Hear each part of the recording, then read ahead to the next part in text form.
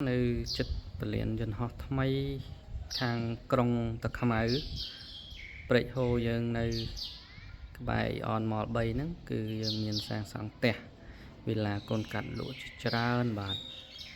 ហើយផ្ទះមានផ្ទះហើយ 100% ហើយកំពុងសាងសង់ច្រើនទៀត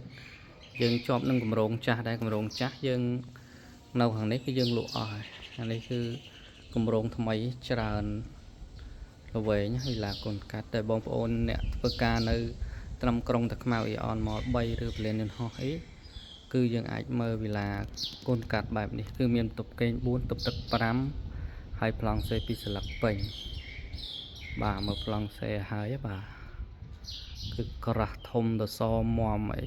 ដៃសិតតែ6-10 លីប្លង់សេអីគឺយើងពុះមែនតែនបាទចាំបងប្អូនទិញហើយគឺ